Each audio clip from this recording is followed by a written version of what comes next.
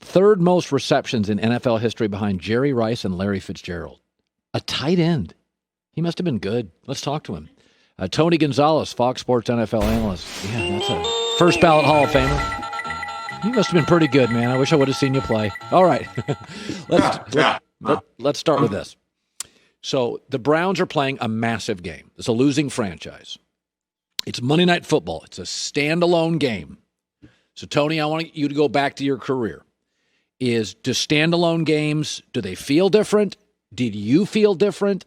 Was there more anxiety? I'm the Cleveland Browns tonight. Baltimore's in these games all the time. I'm Cleveland. What are they doing at the hotel today? What's it feel like? You know what? There's and they're lying if they say it's just a regular week. We're going to prepare like we prepared all season long. Baloney, okay? Because this is the biggest game of the season for them. This is the chance for them to say, hey, we've had the success. We finally beat a really good team last week. Now can we beat another really good team in front of everybody?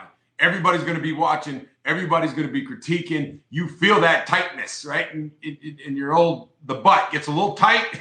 the muscles get a little tight. But this is when the stars show up. This is when we see who you really are and what you're really made of and what you're going to be. This is December football. I'm excited to watch this game. I'm excited to see what Baker Mayfield is going to do. Obviously, I think he's the key to that team.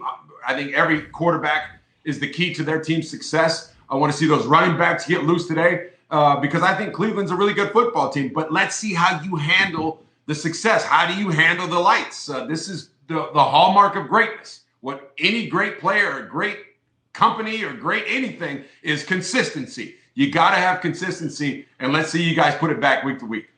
So, listen, sometimes in the league, they call it identity or personality. That most great teams really have an identity. And why do you need an identity? Even in a basketball team. So when you get into crisis, you know what you are. If you're writing a script for a movie, they always say that you should name the movie before you write it. So in the middle of the movie, you've got an open and a close, and then you're trying to connect the story arcs in the middle.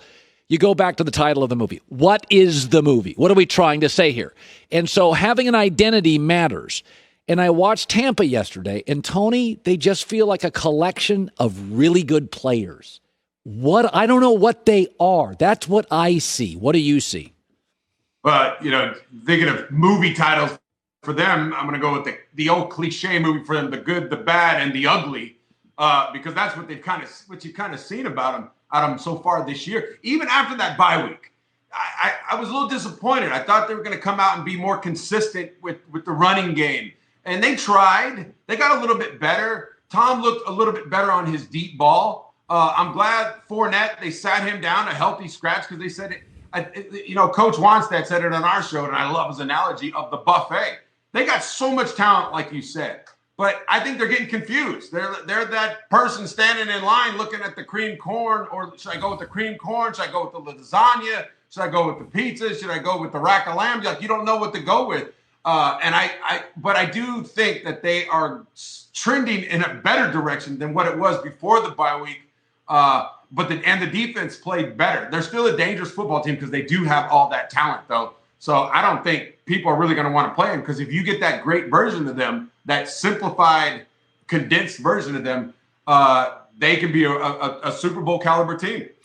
Go back to the best team you ever played on. And I asked Dilfer this an hour ago because he played on that great Ravens team that won the Super Bowl. And listen, when you're in the league long enough and you play on a great team, Tony, you know who can play and who can't, especially in your division when you play them twice a year. And so Kansas City, last 5 weeks, hasn't covered the spread any. Why? Because even the professionals are saying this is what they should win by, and they're not. Their defense isn't as tight. They're a little sloppier. And I think to myself, well, it's just like in life. If you know you can do certain things, you don't play with urgency. Go to the best team you ever played with. Did you ever have a point, maybe, week 9 to week 13, where it is hard to go in as a big favorite every week and lay it down?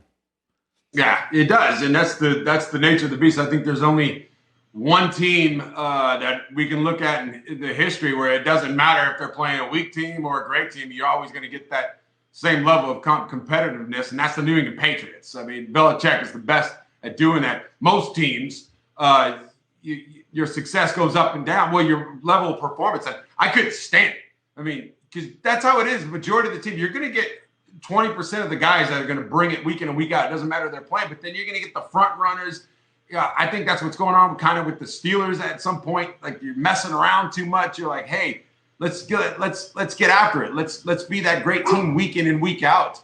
The Kansas City Chiefs are certainly there. They are so talented. They are so good that I think they get bored almost at times. It's like, hey, the second quarter, let's go out and score 21 points unanswered. They could do that. It's tough. It's tough for them to do it. Sorry for my dog. Hey, chicken. Sorry. My dog is going nuts. I think she likes the show. Sorry. It's okay. By the way, this happens about once a week on the show. So do you have to close the door or something with your dog? Where's he at? No, I'm going to let the dog out. Real quick. All right. Hold on. Take your time. It's no big deal. Folks, I'm right here. Dogs love us. Sorry about that. No, that's okay. Live TV. Yeah. Hey, listen, it's Mark Schlereth does this every other time he's on. We totally get this. So I was watching the Steelers last night, Tony, and I'm like, it's the old, like they're the old boxer and you respect him, but it's Larry Holmes at the end. Like, you're just like, they're just not. And the Steelers remind me this year of the Patriots last year. They had a good record, but you were watching them and you're like, man, they're not real dynamic. And then last year, the Patriots played the Ravens on Sunday Night Football with Lamar Jackson, and the Patriots looked so slow. And I watched the Steelers last night, and I respect their brand and their coach and their quarterback. And then you watch them against Josh Allen, and they look like you haven't updated your phone. They look so old. And I respect the Steelers, but I mean, when you watched that game last night, it doesn't look like they're the future of the AFC, right? They looked. It seems like they got exposed, and it started last week when they lost. The running game. You're not going to win in the NFL if you don't have a running game. And I thought that they would be able to throw that quick pass, to get the ball out of his hands real quick, Big Ben's hands. He was the quickest quarterback in the NFL this year of getting the ball out of his hands. But you better be able to pick up 3 or 4 yards a carry if you're going to make a Super Bowl run. That is a huge flaw. And then on top of that, all the drop balls that they've been having. That's part of that. I still think they're that young, somewhat immature receiving core where they're doing the TikToks, they're doing all the social media stuff, and maybe call me old school, but I'm like, hey, let's concentrate. Let's catch the ball before we have fun. Let's not have fun first and then go have success. Let's have some success and then go have fun. Let's be consistent with it, because any lack of focus, especially at this time of year, they're getting exposed right now. That's all you have to do is stop the run, which is every team is doing. And Big Ben, he's having trouble getting the ball out of his hands. And then they guys drop balls. The only thing I can say, the saving grace for them, though, is that they have a really, really good defense. And hopefully Ben can get those guys to start to focus and come up with some type of a semblance of a running game, because right now it's pathetic almost. Yeah, no, it is weird, because when you think of Pittsburgh, I think of physical. And you watch them and you're like, they're the least physical offensive line in the league, and they've got players, but it's just not working. All right, Tony Gonzalez, Fox Sports NFL analyst, and a dog. By the way, just like your career, you were very quick to pivot, solve a problem, and get it done. That's why you're very good. That's what we do. And by the way, my mom was watching you earlier. Apparently you like oatmeal raisin cookies. Love them. Love them. So I don't know if you know this, but the cookies in our green room, they have oatmeal chocolate chip cookies. Brad Zager turned me on to this yesterday. Go get one of those. Trust me. Okay. Oatmeal raisin is good, but oatmeal chocolate chip, I think, might even be better. I appreciate that. Thanks, buddy. Just some advice. Okay. Here to help. That's all we're doing here. Hi, everybody. Thanks for watching. Subscribe here to get the latest from the show. Also, be sure to check out more of the best clips from The Herd, or go watch a few segments from other shows on FS1.